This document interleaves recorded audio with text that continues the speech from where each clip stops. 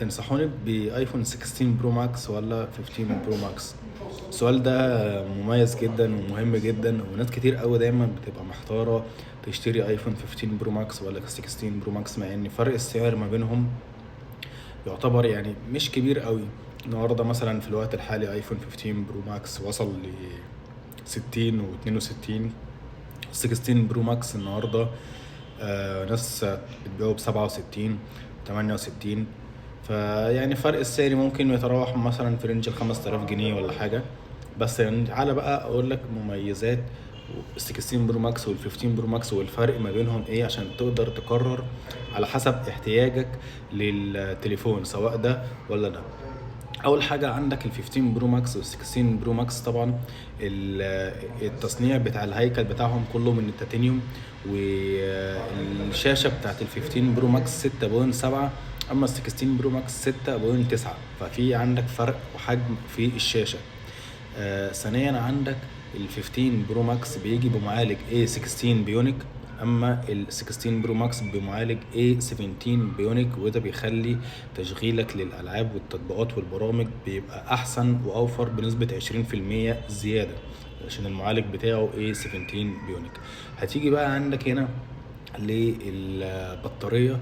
البطارية بتاعت ال 16 برو ماكس طبعا أكبر، 4600 ملي أمبير. ال 15 برو ماكس 4400 ملي أمبير، فرق بسيط بس أكبر. وكمان استهلاك الجهاز واستخدام الجهاز بيبقى توفيرا للطاقة أكتر من ال 15 برو ماكس. يعني مهما اشتغلت عليه طبعا بطاريته يعني مش بتقل بسرعة وبتخلص بسرعة زيها زي ال 15 برو ماكس، مع ان الاتنين مميزين وحلوين. احنا مش بنقول يعني احنا مش بنعيب في ده وبنحسن في ده، لا، احنا بس بنقول الفرق ما بين ده وما بين ده. عندك ال 16 برو ماكس الكاميرات بتاعته في التصوير وفي الفيديو بتشتغل ب 4K 120 هرتز، فده بيخلي دقة التصوير معاك ودقة الفيديوهات عالية جدا، لدرجة كمان ان التصوير فيه ممتاز ممتاز ممتاز. في ناس بتصور بيه افلام وناس بتصور بيه بودكاست. عندك ال 15 برو ماكس مش بيصور بمعدل 120 هرتز، هو 60 هرتز فقط. عندك كمان ال 16 برو ماكس فيه نظام 4 مايكات في الجهاز. لو انت عاوز تعمل حلقة بودكاست، عاوز تصور فيديوهات، ده ممكن يمنعك ان انت تشتري مايك ويتصور بيه وتشتغل بيه.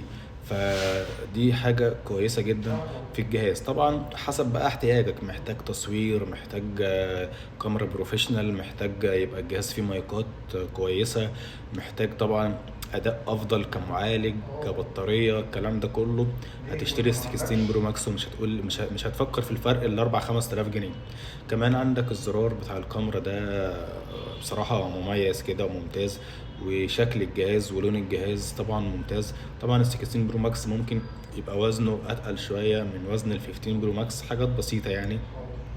عندك الاي اي في ال 16 برو ماكس ممتاز، مجرد ما انت بتشغل زرار الكاميرا اللي في الجنب، الاي اي وشات جي بي تي بيشوف معاك كل حاجة انت بتوريها له عن طريق الكاميرا.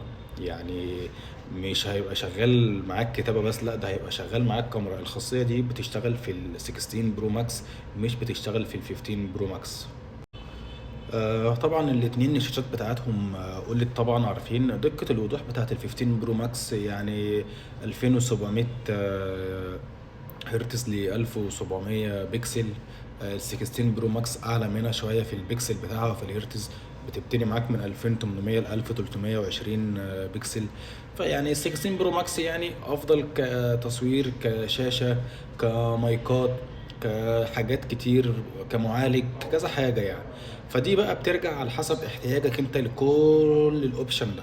انت محتاج الاوبشن ده كله، محتاج كل الكلام ده، اشتري ال 16 برو ماكس. محتاج حاجات بسيطه، مش هتبقى محتاج بيه تصوير عالي، انت مثلا شغلك مش بيحكم ان انت تبقى محتاج موبايل فيه كاميرات اعلى، فيه هرتز 120 هرتز في ال 4K في التصوير، مش محتاج مايكات جباره، مش محتاج كل الكلام ده، خلاص اشتري ال 15 برو ماكس.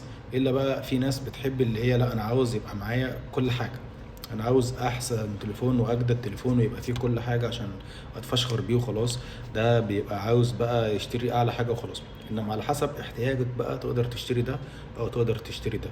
ده كده الفرق ما بين ال 15 برو ماكس وال 16 برو ماكس. متنسوش الفولو ولايك للفيديو.